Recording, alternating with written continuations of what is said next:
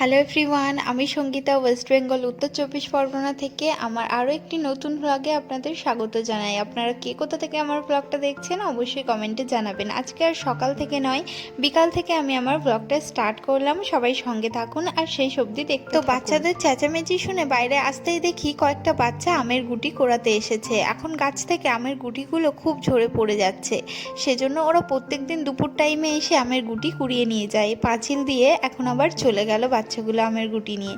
তো দুটো আমের গুটি পড়েছিল, আমিও তুলে রেখে দিলাম যদি ছেলে নিয়ে খেলা করে। তো দেখো বিকালবেলায় আমি জামা কাপড় তুলে ভাঁজ করে নিয়েছি, আর এদিকে মা ছেলেকে নিয়ে বাইরে গেছিল ঘুরতে। তো পাশের বাড়ি বসে মা কথা বলছিল, আর আমাদের একটা পিসোমাসির সম্পর্ক হয়, তার সঙ্গে ছেলে গিয়েছিল মন্দিরের ওই সাইডে ঘুরতে। তো ঘোরা বেড়ানো সব কিছু ওর কমপ্লিট, এখন বাড়ি চলে এসেছে। বাড়ি এসে উঠোনের মধ্যে এখন খেলা করছে, আর ওর জন্য যে দুটো আম আমি কুড়িয়ে রেখেছিলাম সেই দুটো ওকে দিলাম। তো আগের দিন আমি ওকে বলেছিলাম যে আমে আঠা রয়েছে, হাতে ঘা হবে, আমে হাত দেবে না, সেজন্য আজকে আমি দিতে গেলাম, দেখো নিল না। আর ওই সাইডে দুটো লঙ্কা গাছের চারাও বেরিয়েছে, আর এইদিকে দেখো ঘরের ভিতের গোড়া দিয়ে লাইন দিয়ে দেখো তুলসী গাছ হয়েছে, কত সুন্দর দেখাচ্ছে। আর ছেলে দেখো এখানে খেলা করছে, ওকে কখন থেকে বলছি ঘরে চলো, সন্ধে হয়ে যাবে একটু পরে, কিছুতেই যেতে চাইছে না। তো চলো তোমাদেরকে আরো একটা জিনিস দেখাই। এটা হচ্ছে আমাদের বাড়ির কলা গাছ, বেশ অনেকদিন হচ্ছে কলা গাছটার বয়স, কিন্তু কলার কাঁধেই পড়ছিল না। তো কিছুদিন আগে একটা মোচা পড়েছিল, মোচাটা আমাদের পেরে খাওয়া হয়ে গেছে। এটা দানা কলা বা ডয়রা কলা যেটাই বলা হয়। তো এই কলার কাঁধিটা পড়েছে, এখনো কলাগুলো পুরুষ্ট হয়নি, সেই জন্য কলাগুলো পাড়া হয়নি। তো সন্ধ্যাবেলায় ঘরে চলে এসেছি, দেখো ছেলে রয়েছে ওর ঠাম্মির কাছে, আর আমি চলে এসেছি রান্নাঘরে, রাত্রের ডিনার রেডি করতে হবে সেজন্য।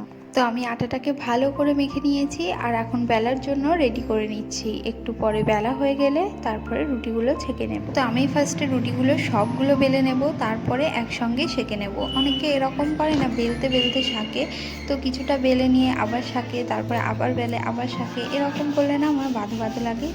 সেজন্য আমি এখন রুটিগুলো বেলে নিয়ে কুলোর মধ্যে রেখে দিচ্ছি, একসঙ্গে সবগুলো রুটি সেঁকে নেব। আর এদিকে ডিমটা সিদ্ধ করে নিয়ে তার খোসাগুলো ছাড়িয়ে ভালো করে এখন তেলের মধ্যে লবণ হলুদের সঙ্গে ভেজে নিচ্ছি। ডিমের তরকারি রুটির সঙ্গে ভাতও আছে, যে যেটা খেতে চায় খেতে পারে।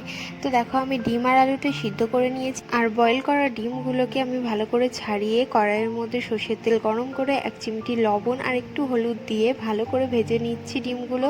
এখন ডিমগুলো ভাজা হয়েও গেছে, আর আমি তুলে নিয়েছি। আর একটা ডিম কিন্তু আমি বয়েল করিনি, শুধুমাত্র নুন দিয়ে একটু ভাজা করে নিয়েই ঝোল আলুর মধ্যে ডুবিয়ে দেবো, কেননা আমার যা বয়েল করে রান্না করা ডিম একদম খেতে পছন্দ করে না। যখনই আমি ডিমের তরকারি রান্না করি ওর জন্য এভাবেই রান্না করে দিই, মানে ভেজে ঝোলের মধ্যে দিয়ে। এদিকে ডিমগুলো ভেজে তুলে নেওয়ার পর কড়ার মধ্যে যে তেল ছিল তার মধ্যে আমি কেটে রাখা পেঁয়াজ, টমেটো, লঙ্কা কুচিগুলো দিয়ে দিয়েছি। ওপর থেকে একটু লবণও ছিটিয়ে দিয়েছিলাম, যাতে খুব তাড়াতাড়ি পেঁয়াজ আর টমেটোগুলো সিদ্ধ হয়ে যায়।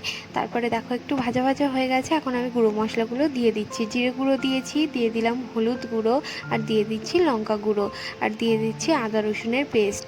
এখন মশলাটাকে আমি ভালো করে কষিয়ে নেব। গ্যাসের ফ্লেমটাকে আমি মিডিয়ামে রেখে ভালো করে মশলাটা কষিয়ে নেব যতক্ষণ না পর্যন্ত মশলা থেকে তেল ছাড়ছে। এটা কোনো অসাধারণ রান্না বা খুব একটা স্পেশাল রান্না কিন্তু নয়, এটা খুব সিম্পলভাবে বানানো, ঘরোয়াভাবে রান্না করা একটি রেসিপি তোমাদের সঙ্গে শেয়ার করলাম।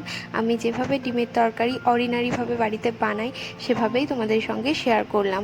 আলাদা করে কিন্তু কোনো স্পেশালিটি নেই এই রান্নাটাই, তবে বলতে পারি এটা খেতে কিন্তু দারুণ হয়। খুব কম তেল মশলা দিয়েই রান্না করা, খুব হেভি তেল মশলা দিয়ে কিন্তু এটা রান্না করা নয়। দেখো মশলাটা কিন্তু আমি খুব ভালো করে কষিয়ে নিয়েছি, আর মশলাটা থেকে কিন্তু তেলও ছেড়ে দিয়েছে। এখন খুব সামান্য পরিমাণে আমি একটু জল অ্যাড করে নিচ্ছি। এখন সবটা একসঙ্গে মিশিয়ে নেব ভালো করে। তো সব কিছু একসঙ্গে মিশিয়ে নেওয়ার পর যখন মশলার টেক্সচারটা এরকম চলে আসবে, ঠিক তখনই আগে থেকে সেদ্ধ করে রাখা আলুগুলো কিন্তু মশলার মধ্যে তুলে দিতে হবে, দিয়ে ভালো করে কষিয়ে নিতে হবে আলুর সঙ্গে। অতি সাধারণ রান্নাও যদি একটু যত্ন সহকারে আর ধৈর্য ধরে করা হয় না, সেই রান্নার স্বাদ কিন্তু যে কোনো স্পেশাল রান্নার স্বাদকেও হার মানিয়ে দিতে পারে। তো যাই হোক, দেখো মশলার সঙ্গে আলুগুলো আমি খুব ভালো করে কষিয়ে নিয়েছি, আর এখন পরিমাণ মতো জল দিয়ে দিচ্ছি। যেহেতু আলুটা সেদ্ধ করে রাখা, সেজন্য আমি খুব বেশি পরিমাণে জল দেব না, যতটা দেওয়ার প্রয়োজন, যতটা আমি ঝোল রাখবো ঠিক তেমনটাই আমি জল দিয়ে দিয়েছি। এখন শুধুমাত্র ঝোলটা ফুটে ওঠার অপেক্ষা। তো এদিকে রান্নাটা হতে থাকুক, আর ততক্ষণ আমি বসিয়ে দিয়েছি চা। সন্ধ্যাবেলায় চা না খেলে যেন সন্ধ্যাটা শুরুই হয় না। আর এদিকে মা বাবা ঘরে সিরিয়াল দেখছে, চা খেতে খেতে প্রত্যেক দিনই সিরিয়াল দেখে। তো চাটা আমি ছেঁকে সবাইকে দিয়ে চা দিয়ে আসতে না আসতে দেখি ঝোলটা ভালো করে ফুটে গেছে, আর এখন ভেজে রাখা ডিমগুলো আমি দিয়ে দিচ্ছি। আর আমার জায়ের জন্য যে অমলেট করে রেখেছিলাম ডিমটা, সেটাও আমি দিয়ে দিলাম ঝোলের মধ্যে। যেহেতু আলুটা আগে থেকে সেদ্ধ করা, সেজন্য এই রান্নাটা করতে খুব বেশি সময় লাগবে না। এখন ঝোলের মধ্যে ডিম দেওয়া হয়েছে, সেজন্য কিছু সময় আরেকটু ফুটিয়ে নিতে হবে। আর দেখো ফুটে গেছে ভালো করে, আমি দিয়ে দিচ্ছি একটু শাহি গরম মশলা। তো গরম মশলাটা দেওয়া মাত্রই আমি গ্যাসের ফ্লেমটা বন্ধ করে দিয়েছি, কেননা গরম মশলাটা দিয়ে আর ঝোলটা ফোটাবো না। তো দেখো পুরোপুরিভাবে আমার রান্নাটা কমপ্লিট হয়ে গেছে, কালারটা কত সুন্দর চলে এসেছে। এই রান্নাটা কিন্তু ভাত বা রুটির সাথে খেতে খুবই ভালো লাগে। আমাদের বাড়িতে যেহেতু অনেকগুলো মানুষ, সেজন্য আমি একটু ঝোল রেখেছি, তোমরা চাইলে ঝোল নাও রাখতে পারো। আর এদিকে দেখো আমি রুটিটাও বানিয়ে নিয়েছি। রুটি বানানোটাই হলো সব থেকে বড় কাজ। তো যাই হোক, রাত্রের রান্না আমার পুরোপুরি কমপ্লিট। আর এদিকে ছেলে ছিল এত সময় ওর ঠাম্মির সঙ্গে, তো এখন এসেছে রান্নাঘরে, ফ্রিজ খুলে দেখছে ওর খাওয়ার মতো কিছু আছে কিনা। তো স্লাইস ছিল সকালবেলা, ও খেয়ে নিয়েছে, স্লাইসটা শেষ হয়ে গেছে, সেটারই খোঁজ পড়েছে এখন। তো যাই হোক, আজকের ব্লগটা তোমাদের কেমন লাগলো অবশ্যই কমেন্টে জানিও। আর দেখা হচ্ছে আবারও অন্য কোনো ভিডিওর সঙ্গে। ততক্ষণ সবাই খুব ভালো থেকো, সুস্থ থেকো। আর আমার ভিডিও তোমাদের কেমন লাগে অবশ্যই জানিও কমেন্টে। তো চলো।